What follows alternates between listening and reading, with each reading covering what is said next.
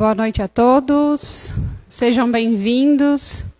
Só porque hoje eu falei que eu ia parar quietinha aqui para o Felipe passar a transmissão ao vivo, aí acontece tudo isso, né? Os testes da vida.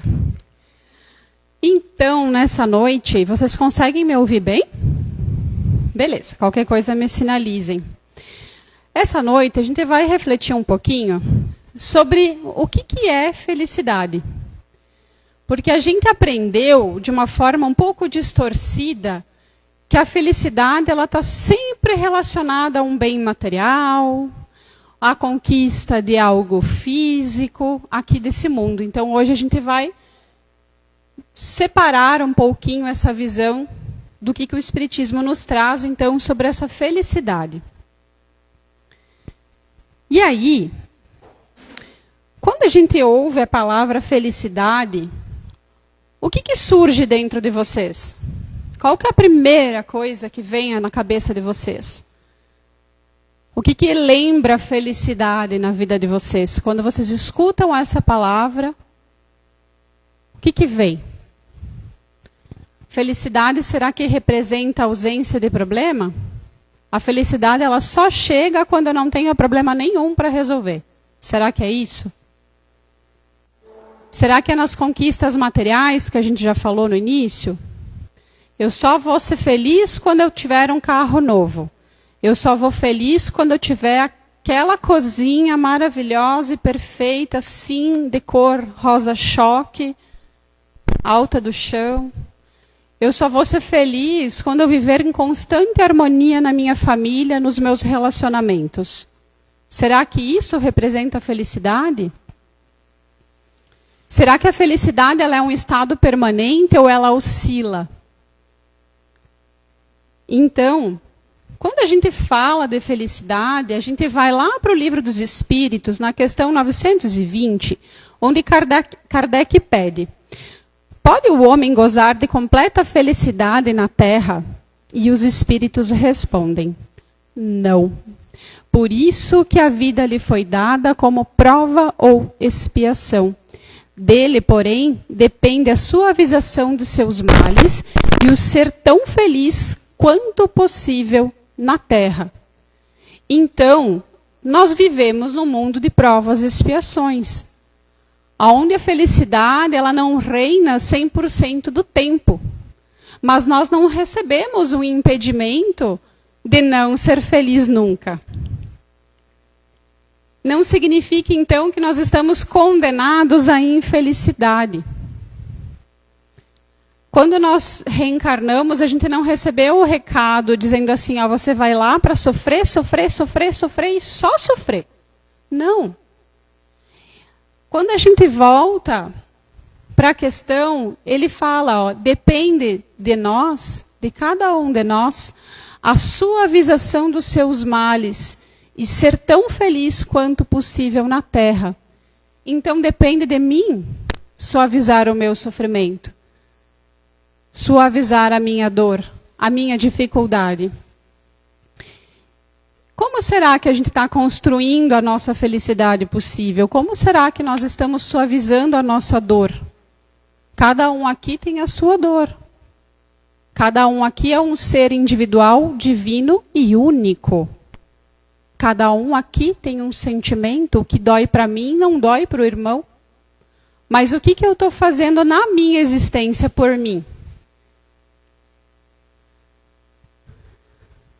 E aí, talvez a pergunta não seja quando serei feliz, mas sim o que eu estou edificando dentro de mim hoje. Porque hoje eu tive uma oportunidade de fazer o meu dia diferente. Eu posso ter duas escolhas: não fazer nada e só reclamar, ou fazer alguma coisa e sentir o lapso de felicidade que a gente sente aqui nesse plano. A felicidade ela não é assim, constante, linear, né? A gente tem altos, a gente tem baixos. A gente passa pelos momentos de deserto, principalmente quando nós estamos vivendo o grande despertar. Volta. Lá em cima, momentos de alegria, acontece algo que nos faz baixar de novo. Mas todos os dias nós recebemos uma nova oportunidade. Como que a gente está aproveitando essa oportunidade? Então, quando a gente entende essa verdade, que a Terra ela é uma escola, e que a felicidade aqui, ela depende de alguns itens, fica um pouquinho mais leve a nossa caminhada. Porque a felicidade aqui na Terra, ela é progressiva, ela depende do quanto eu me desenvolvo, do quanto eu quero soltar aquilo que não cabe mais para me transformar num novo ser. Ela é condicionada, é proporcional à nossa evolução, o quanto eu me melhoro, o quanto eu vivo a reforma íntima que a gente fala tanto. E ela é construída interiormente. Lá no início, no título, dizia: a felicidade possível a que nasce de dentro. Porque a felicidade, ela vem de dentro, do meu ser. Aquela felicidade que a gente sente, aquele prazer momentâneo quando a gente conquista algo material, ou compra uma roupa nova, ou troca o carro, ou quando conquista algo que a gente queria muito, é uma felicidade momentânea, é um prazer momentâneo. E aí a gente faz o quê? A gente está sempre em busca do prazer momentâneo. Eu compro mais, eu troco o carro mais vezes por ano, porque eu preciso preencher um vazio que está aqui dentro. Então a felicidade, ela começa aqui dentro, ela é de dentro para fora. Então, a felicidade, ela não é a ausência de dor, mas ela é a consciência diante da dor. Eu não sou o que fizeram comigo. Eu não sou o que falaram de mim. Mas como eu reagi a tudo isso. Então, é a consciência. Quando eu trago a consciência, significa que eu já estou indo para o caminho da cura. Porque eu admito que eu tenho uma situação que eu preciso resolver, que eu preciso repensar. Então, a felicidade, ela não é a ausência de dor. Eu não vou ser feliz só quando eu não tiver nenhum perrengue para resolver. Eu vou ter que encontrar os lapsos de felicidade no meio do perrengue mesmo, no meio do caos. Se a felicidade é construção, precisamos falar então de fundamentos. Afinal, nenhuma casa permanece de pé sem alicerce sólido. A gente vem aqui, a gente fala, a gente estuda, porque tem que viver o perdão, porque tem que viver a felicidade possível, porque tem que isso, porque tem que aquilo. Mas eu tenho certeza que muitos de nós estão perguntando como. Eu escuto o que eu tenho que fazer, mas eu não sei o caminho que eu vou tomar. Como que eu vou fazer esse movimento? Então esse é o nosso objetivo aqui. Juntos a gente refletir sobre como eu vou construir a minha felicidade possível. Todos os dias. E aí nós vamos falar sobre 4 alicerces principais, baseados no Evangelho de Jesus. E o primeiro, nada mais, nada menos do que o autoconhecimento. Acho que em todas as falas que eu fiz aqui, eu falei sobre autoconhecimento. Hoje que me veio caiu essa ficha. Mas não tem como falar de felicidade se eu não falo de quem eu sou. A felicidade começa quando eu me conheço. Quando eu sei do que eu gosto, quando eu sei as minhas falhas, quando eu conheço os meus pontos positivos, quando eu entro em autoanálise. Então, se eu entro em autoanálise, que é eu parar, silenciar o externo, ter um momento comigo, e se perguntar, quem eu sou?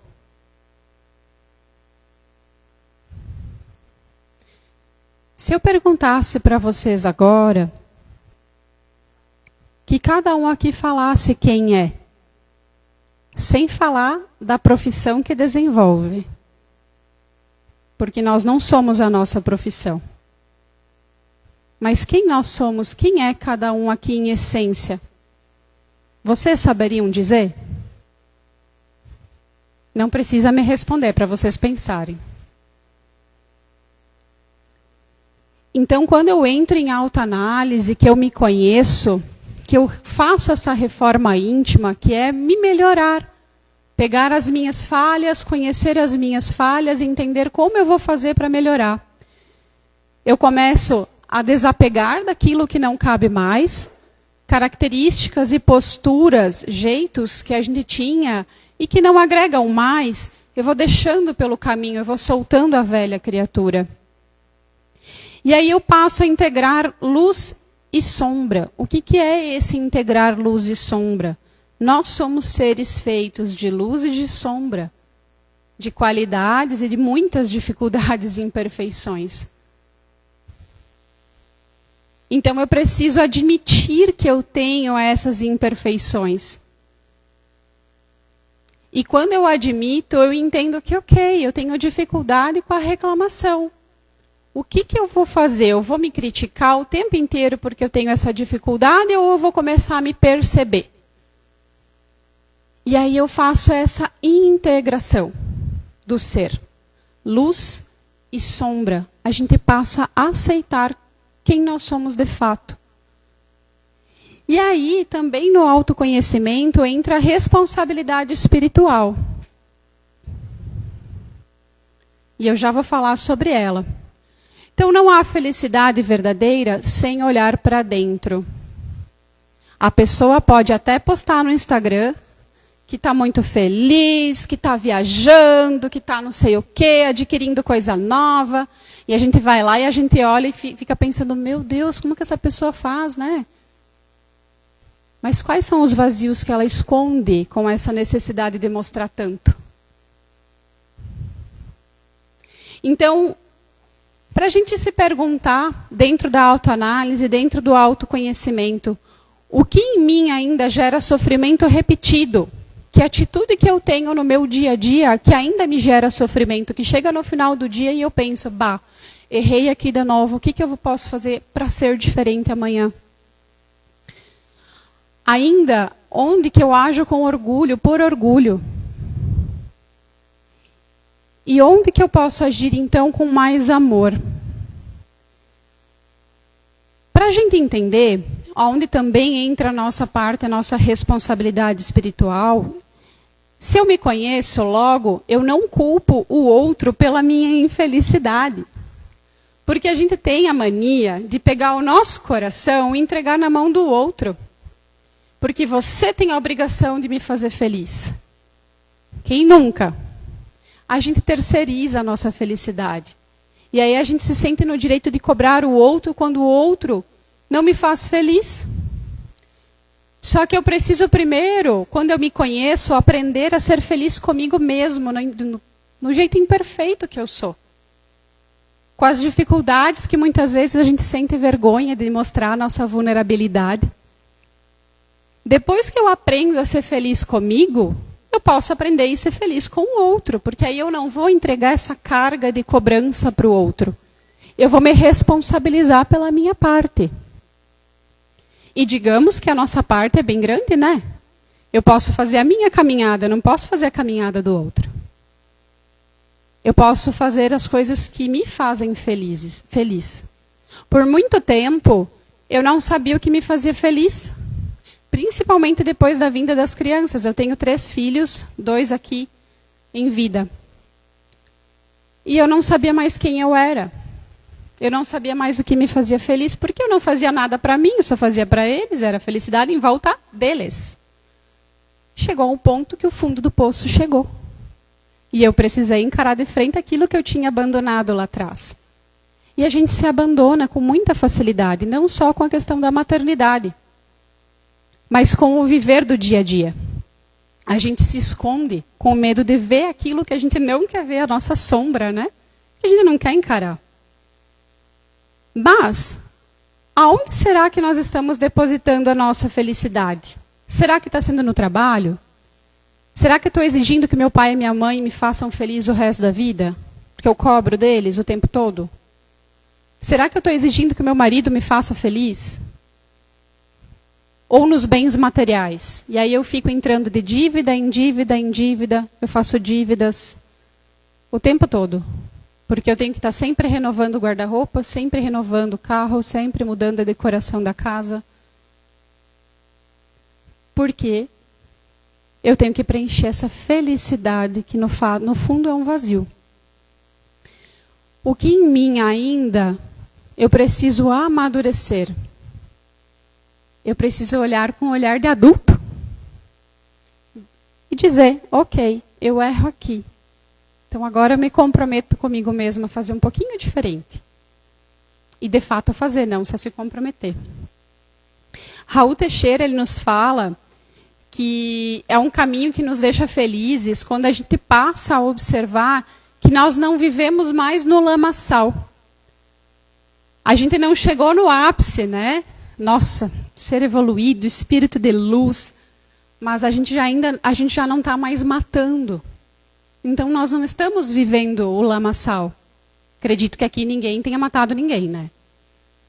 Eu acho, nessa vida. Então, o caminhar, esse caminho entre sair do lamaçal e o ápice da felicidade também nos deixa feliz e faz com que a gente também aprenda a olhar o copo meio cheio, não só o copo meio vazio. Porque a gente tem uma tendência a olhar aquilo que a gente não fez e não a evolução que a gente fez. E aí, como segundo alicerce da felicidade, nessa construção da felicidade possível, vem a aceitação das provas. E aí, quando a gente fala em aceitar as provas, a gente não está falando em se acomodar. Então, tá bom. Então, meu pai era um alcoólatra, ele fez isso comigo, me abusou, ele batia na minha mãe, e eu me criei nessa confusão, e eu vou ser assim para o resto da vida.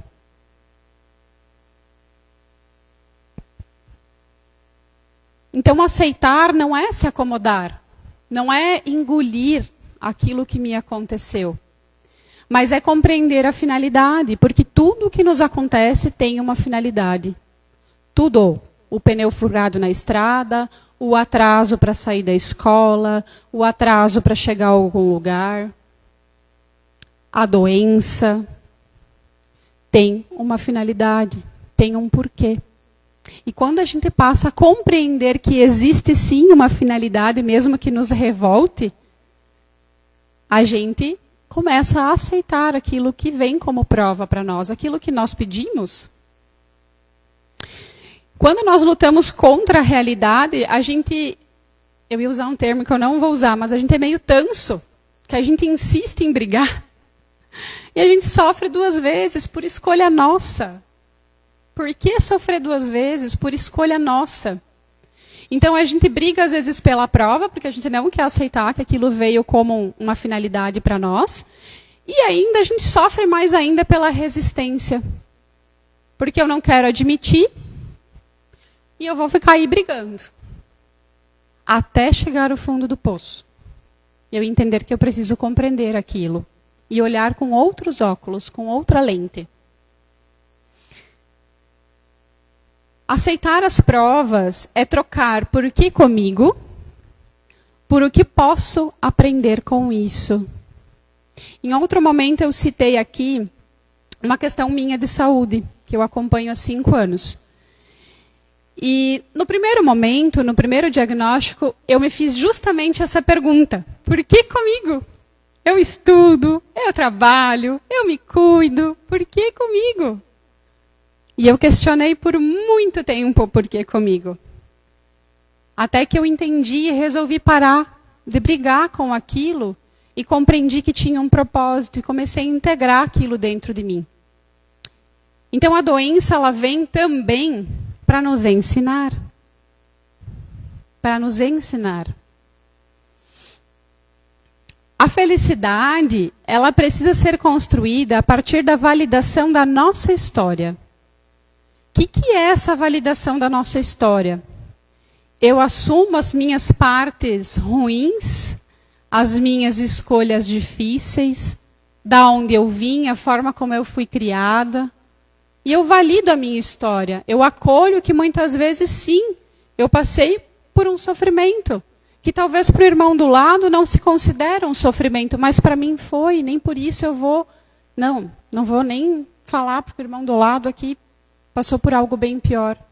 Então eu valido a minha história, eu reconheço de onde eu venho. E quando eu faço essa validação, eu passo a olhar com mais maturidade para tudo que acontece. E eu sinto, então, a serenidade, o estado de serenidade. E aqui é a união de tudo, né? Se eu me conheço, eu me amo, eu me aceito. Quando eu me aceito, eu valido a minha história, eu sei de onde eu vim. E aí eu estou tão cheia de amor comigo mesma, com a minha história, com quem eu sou, que eu distribuo amor. E quando eu distribuo amor, eu sou feliz. Raul Teixeira, ele fala que o estado de carência normalmente não é falta de amor, porque a pessoa está ali te exigindo o tempo todo. Você não vem me visitar, você não vem me ver, você não faz isso comigo, você não... A pessoa está no estado de exigência com você porque a pessoa é carente. Mas o estado de carência é a falta do servir. Porque eu estou tão cheia de tudo que já fizeram para mim, que eu preciso servir o outro, eu preciso transbordar aquilo. Então, é o contrário daquilo que a gente costuma ver, né? Além disso, também, Raul Teixeira, ele nos fala... Aqui eu coloquei como mais autocrítica, mas o que eu quero trazer com mais autocrítica? Não é pegar o chicote e ficar se dando nas costas, porque a gente erra a cada passo. Mas é a gente parar de olhar o terreno do outro e começar a cuidar da nossa grama. Porque é muito fácil eu apontar o dedo para o terreno do vizinho que está com formiga. E eu não olhar para o meu que nem grama nasceu. Então é mais autocrítica, mais autoanálise, mais olhar para mim e menos olhar para o outro. O que eu preciso fazer para me tornar uma pessoa melhor? O que eu preciso fazer para melhorar as minhas pendências? O que eu preciso fazer para viver a minha reforma íntima, não a reforma íntima do outro? E é tão fácil a gente resolver o problema do outro, né? É tão fácil a gente olhar para o outro e apontar onde que ele está errando. Imagina se cada um aqui tivesse a coragem de olhar para si mesmo com a mesma coragem que a gente olha para o outro. Que a gente julga. Então, nós entramos no terceiro alicerce, no terceiro pilar, que é o perdão. E o perdão, ele não libera o outro do que ele fez. Mas ele nos libera daquele grilhão que a gente insiste em carregar. Nos pés, aí fica pesado. Mas eu fico aí, remoendo toda a mágoa, tudo aquilo que aconteceu comigo. Então o perdão, ele liberta. E sem perdão não há leveza na caminhada. Sem leveza, consequentemente, não há felicidade. E aí, para a gente se perguntar como está o meu jardim... Como eu estou cultivando o meu jardim? Que jardim que eu estou cultivando? Que vem borboleta ou vem mariposa? Não é? Porque isso já é um padrão. Quem são as pessoas que se aproximam de nós? São pessoas agradáveis? São pessoas que preenchem? Ou são pessoas que são desafiadoras? Porque algo se afiniza conosco. Sempre. Lembra que tudo tem uma finalidade? Inclusive as pessoas que nos cercam. Então, quem são as pessoas que nós estamos atraindo para o nosso jardim? E o quarto alicerce, a caridade. Kardec falou, né? Fora da caridade não há salvação. Em momento algum ele falou fora do espiritismo, fora do catolicismo. Em momento algum falou isso. Mas é fora da caridade, não há salvação. E a caridade, ela não é apenas material. A caridade, ela é amor em ação. É quem eu sou lá fora, com o irmão, que às vezes está precisando de um ouvido amigo. É às vezes com aquela mãe que está desnorteada com uma criança pequena que só chora e que precisa ser acolhida. Na fila do pão. Na fila do exame, quem eu sou?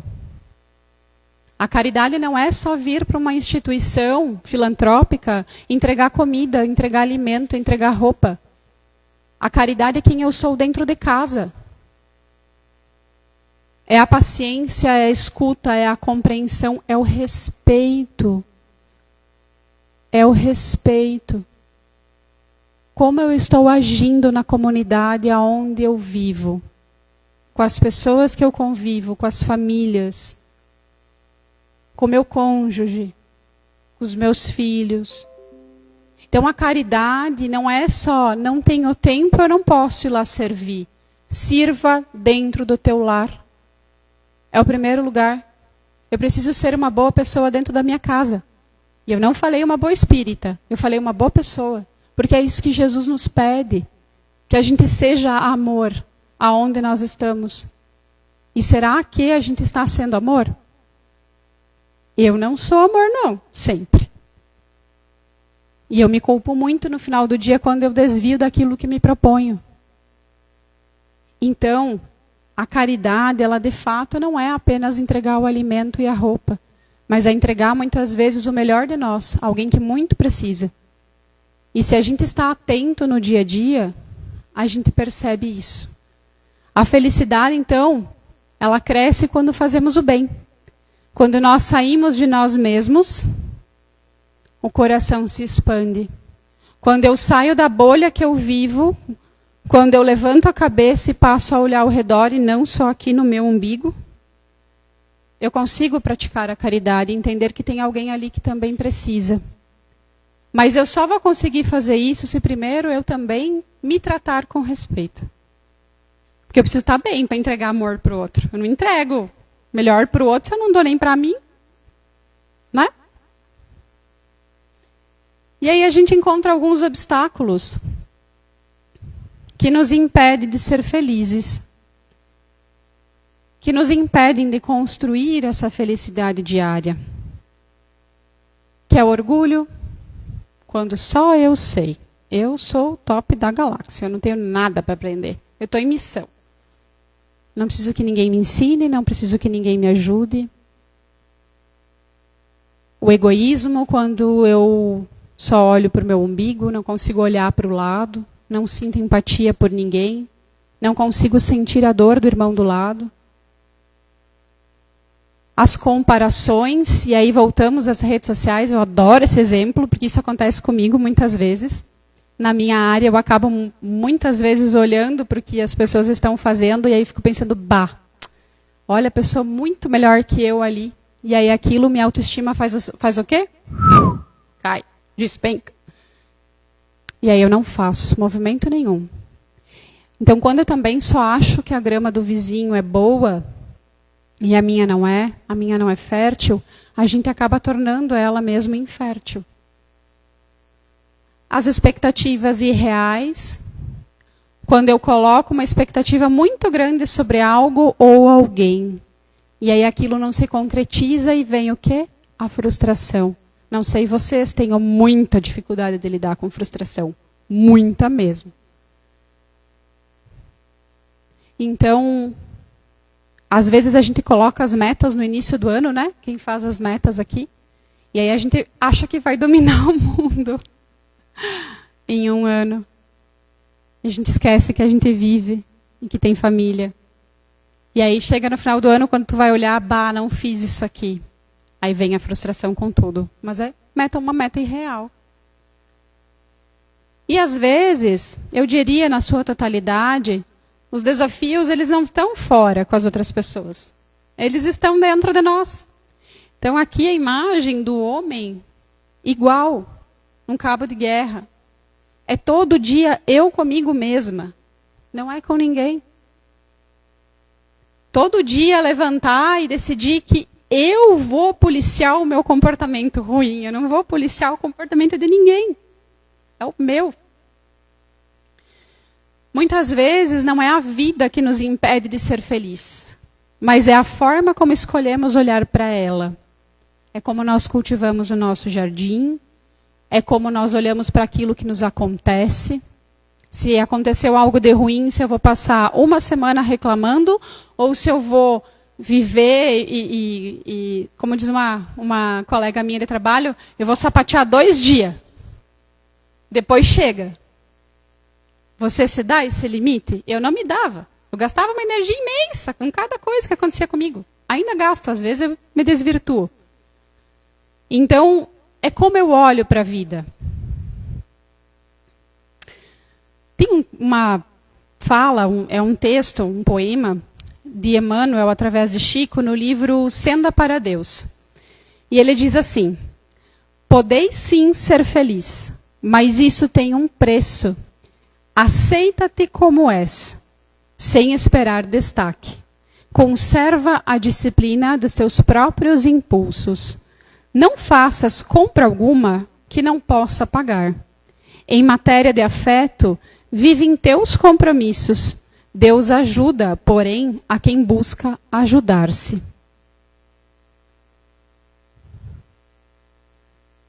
Aceita-te como és. Então, se eu me conheço, eu passo a me aceitar. Eu valido a minha história.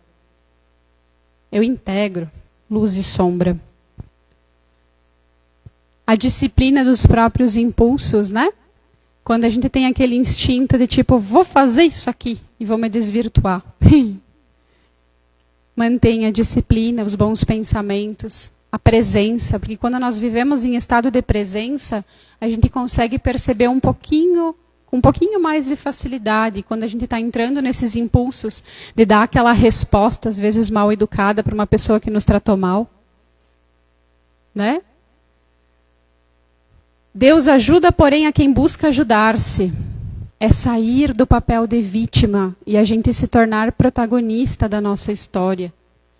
É sair da cadeirinha que muitas vezes a gente fica ali, eu estou aqui, mas é eu fazer o meu movimento. Eu costumo dizer que é eu pegar a minha própria mão uma com a outra, assim, ó, e eu me levar para o movimento de vida. Porque ninguém vai fazer isso por mim. Então, a felicidade possível, ela começa no agora. Ela começa no presente. O que eu posso fazer hoje? Amanhã eu vou pensar no amanhã. Ela começa na consciência tranquila. Ela começa no fazer o bem, no dever cumprido, na coerência entre discurso e prática. E aqui, é muito fácil vir aqui falar e sair ali fora e não fazer.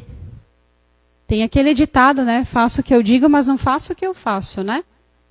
Então, quantas vezes, para quem já anda nesse trecho do Espiritismo há um tempo, quando vocês começaram, vamos ver se vocês tiveram o mesmo impulso que eu.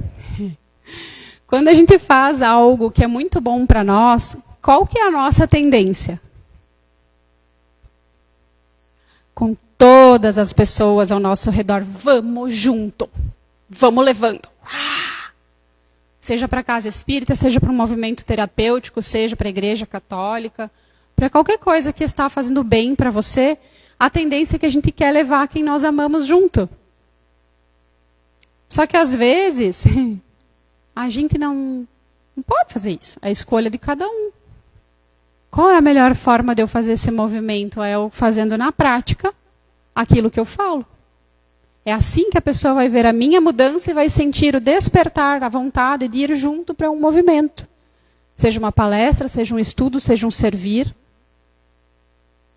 Então, precisa existir uma coerência entre o que nós falamos e o que nós praticamos.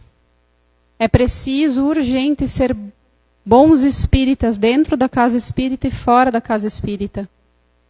Bons seres humanos dentro de casa e fora de casa. É urgente essa necessidade, porque está apavorante. Eu não sei vocês, mas eu sinceramente me pergunto se tem como piorar. E diz a espiritualidade que vai piorar. Para mim já está pior. Então aqui, cada um de nós temos essa responsabilidade de trabalho de formiguinha, de fazer o bem, de ser coerente no que a gente fala e no que a gente faz. Sem muito palco, só fazer. A gente precisa urgentemente aprender a extrair a felicidade possível de cada situação. As situações mais cômicas de viagens lá em casa, que no momento a gente ficou mais bravo, é o que a gente mais lembra hoje. E aí a gente entendeu que a gente precisava começar a rir desse caos que vira, às vezes. que foge ao nosso controle.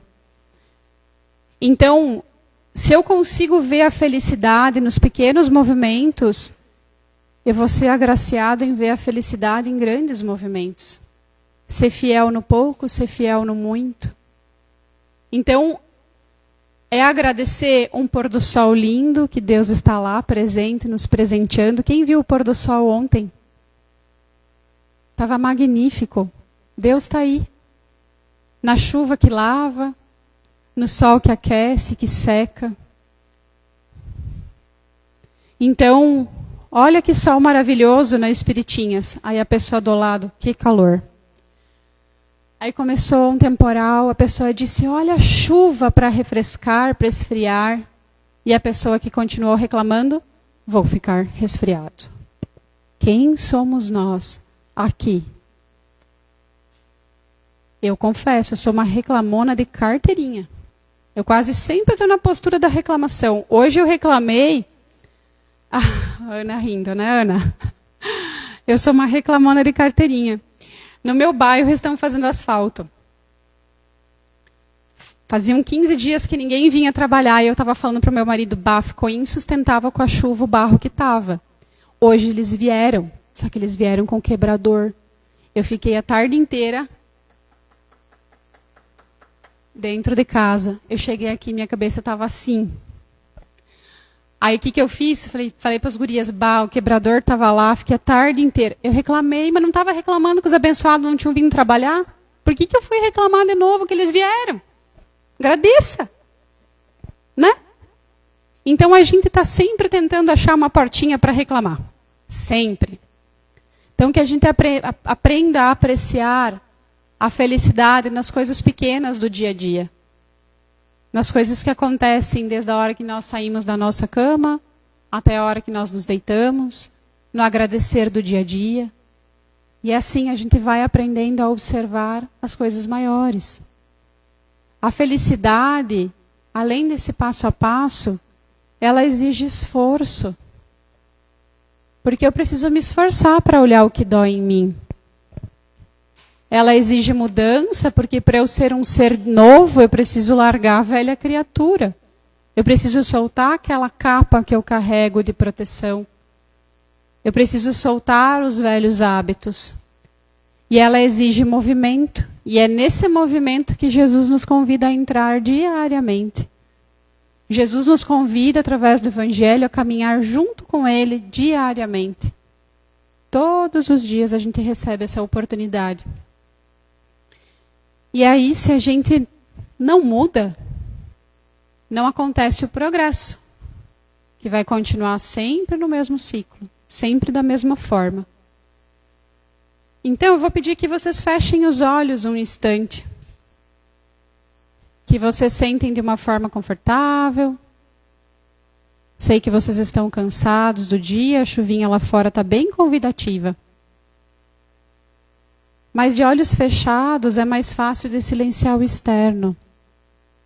E eu gostaria muito que vocês se perguntassem: o que hoje você precisa transformar para construir mais felicidade na sua vida? O que em você precisa mudar? Transformar. Para que a felicidade venha mais leve, mais fluida, mais natural. Porque o tempo de sofrer já foi. Não precisa mais sofrer tanto. Pode ser mais leve, se a gente determinar isso. Talvez se apresente uma imagem, talvez uma palavra. Conforme vocês forem voltando para aqui, para agora, guardem essa informação para vocês.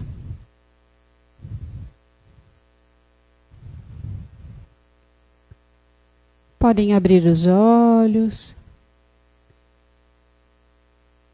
Eu espero que vocês possam lembrar dessa informação.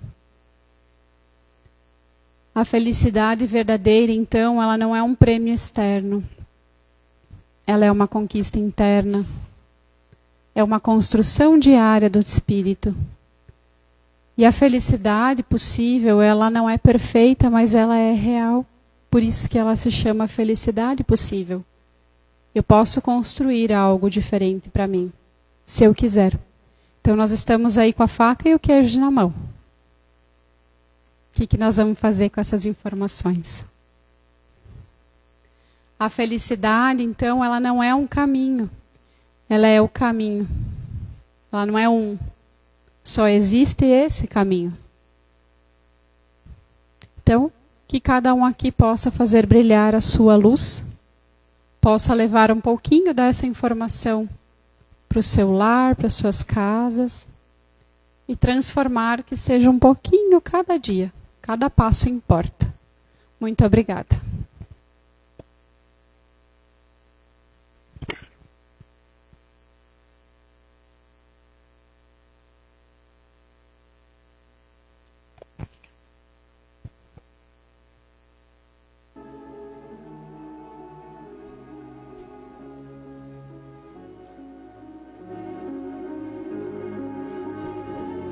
Muito obrigado, Jaque, pelos ensinamentos, pelas palavras. Nós vamos nos passar para a parte final do nosso trabalho. Então nós vamos fazer a oração, o passe. E depois tem água fluidificada lá na saída. Então eu convido os trabalhadores da casa que se coloquem à disposição para a execução do passe. Peço que diminuam as luzes também, para criar um ambiente um pouquinho mais favorável.